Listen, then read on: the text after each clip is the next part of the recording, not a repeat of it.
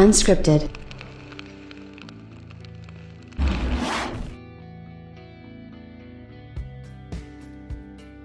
One of the things that I always said that Microsoft needs to really kind of be competitive this generation are games, and they need games pretty much ASAP, you know, like yesterday, like last year, like, you know what I mean? I think that they absolutely needed something to get people excited about the current state of Xbox or the future state of Xbox, or however you kind of want to look at it.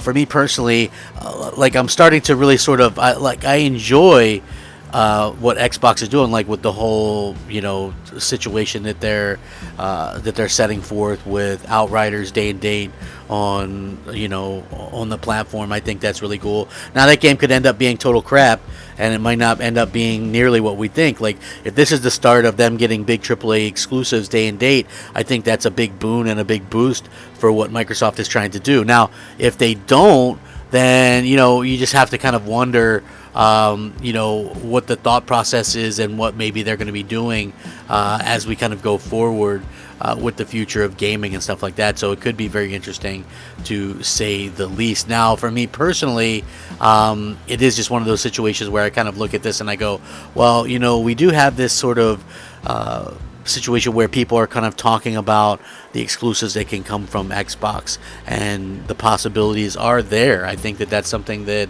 you know, obviously we have to look at as fans and go, oh, well, that's very interesting, to say the least. You know what I mean? So yeah, I do like that. And then something came out that would actually give Xbox a bit of a boost, for sure. You know what I mean? And I thought that this was something that was very much worth talking about, and I kind of wanted to get into it. So what's up, everybody? Crapgamer here with Crapgamer Reviews, back with another video. Thank you so much for checking it out. I really do appreciate it. Please like, share, subscribe. I would appreciate that as well. It helps out the channel, and it means a lot to me personally. And you know what? If you're looking for a way to help out a little crappy, dying yet recovering channel like mine, the best way to do it is a simple like. It helps out tremendously, and it's free for you guys to do, so please consider doing that if you wouldn't mind. Shout out to all the old subscribers, new subscribers, and everybody in between. I really do think you guys are fantastic, and much love to you guys all around the world and things like that. Thank you guys very much. But I wanted to get into this. So we know that Sony has a very interesting, diverse, pretty good lineup of games this year. You know, I mean, when you just look at things, like I understand Destruction All-Stars wasn't a huge hit or anything like that, but I mean, they released it. You know, they're continuing to add content to it. Who knows? Maybe it could be something down the road. But, you know, they have an interesting lineup, because Forspoken, which was Project Athea, that got a release date for next year. It looks like Final Fantasy 16 could release next year. Those are both at least timed exclusives. When it comes to Forspoken, that's at least a 2-year exclusive on PS5. So, you know, you have that. It looks like God of War might get pushed back into next year. So Gran Turismo 7 has also been pushed back to next year. And that's like just stuff that we can kind of know about. There could be other stuff that's unannounced. So you even look at a year with, you know, God of War Ragnarok, Gran Turismo 7, Forspoken, Final Fantasy 16, and more. And it looks like it's going to be a very, very big year for what, you know, what they're trying to accomplish. And Microsoft, on the other hand, even this year, haven't really had that big thing out there to kind of get people into, you know, into that. You know what I'm saying? So it could take a little bit of time, but it does look like, at least according to this leak, that we do have some stuff on the Xbox side that could be very competitive. We'll see. There's no doubt about it that they need some games kind of worked out there, but what are they going to get? What are they going to use? I don't know yet, but according to this, and it's going to be very interesting to see if this works out. So we know that they have Halo coming out, right? They have Halo coming out. They have you know, different sort of setup for that, and I think that that could be a big boon for it. This will be, what, the first Halo launching day and date on PC as well. I think PC could potentially carry this game. You know, it's also releasing on the older consoles and stuff like that, so, you know, we'll see. I mean, by the time it's all said and done, with the way production is going and stuff like that, there could be less than, you know, 5 million Xbox Series X/S's out in the wild. So, you know, that's not a huge opportunity for next gen people to play it, but, you know, I think that's maybe where it comes into play, that we could be seeing more from, you know, the older gen stuff and on the PC side. Now, with that being said, there's a couple of things. There's a couple of games rumored to come out this year, and one of those is Starfield. A lot of people think Starfield might come out this year. One of those people being Jeff Grubb. He's been on, everybody's podcast, at this point. He did Crossfire a couple times, said that Xbox Live would be free, and they wouldn't charge anything for online and things like that. It didn't exactly work out that way, but he does get some stuff right, so maybe worth paying attention to. He's saying that Bethesda is actually aiming to release it this year. Starfield, Bethesda's long-awaited sci-fi RPG, could be launching as soon as this year, according to journalist Jeff Grubb, a VentureBeat reporter with a known track record for accurate leaks.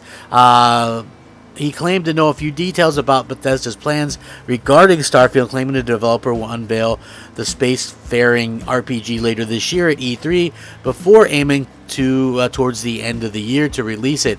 He states that Bethesda is targeting a similar marketing cycle to that of Fallout 4 back at E3 2015.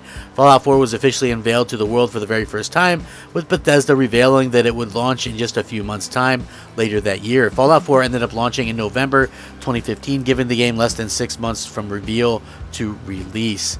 Now, according to Grubb, Starfield is targeting a release date in late 2021.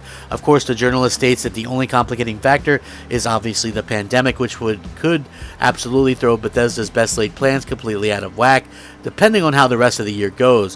While Grubb states that the current plan is to launch Starfield in 2021, this could easily change as the year unfolds. Now, the information actually lines up according to this article, which I'll link in the description, and you guys can, feel free to check it out or whatever, just because I would appreciate it. And you guys, just so that you know kind of what's going on. But there was another leak in March where they claimed that Bethesda was targeting a 2021 release date for Starfield, and that this information was accurate as a few months ago. Now, it could be slightly contradicted by Bethesda lead developer Todd Howard, who revealed that Starfield was still a ways off from release back in November of 2020. Right now, we don't know if Microsoft's purchase of Bethesda is going to affect Starfield's release. While we know that was being developed as a next-gen game, a previous rumor claimed that Sony was negotiating a Starfield exclusivity period just a few months ago, which might well have been scrapped due to Microsoft's acquisition of Bethesda. In the aftermath of the purchase, even PlayStation boss Jim Ryan wasn't sure whether Starfield and The Elder Scrolls 6 would come to PlayStation platforms, and we'll have to wait and see whether Starfield will be coming to platforms outside of Xbox ecosystem when it'll be launching. Now, the interesting thing is Jeff Grubb is saying this right now, but last year he actually said something completely different in September of 2020. I guess this was right around the time when the buyout was announced. He said that Prey underperformed, Dishonored 2 underperformed, Wolfenstein 2 underperformed, Fallout 76 flopped, Doom Eternal underperformed, Bethesda Games launcher made no dent, Starfield is still years away, Elder Scrolls 6 is even further away, Bethesda tech needs a total revamp. So last year he said years away, plural, meaning, probably a couple years. Now, he's not really making much of a prediction here, right? Like, I could say, well, yeah, it's going to come out at the end of this year unless unless the pandemic pushes it back. Because I think 2022 probably made a lot more sense to begin with, but it would be very interesting if that game actually come out, one of those, if it actually comes out this year, I think it'd be a big boost for Xbox, obviously, especially if it's exclusive.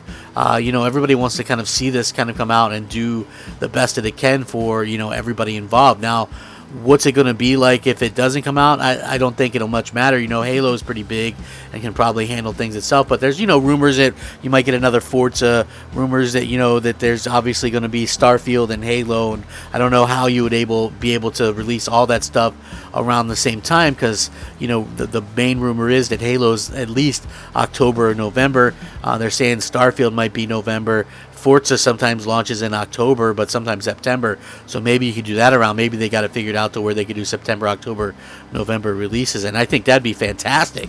What a way to get people amped up and excited about the future. And if you look at what Phil Spencer said last year, he said that the launch isn't really as big a deal.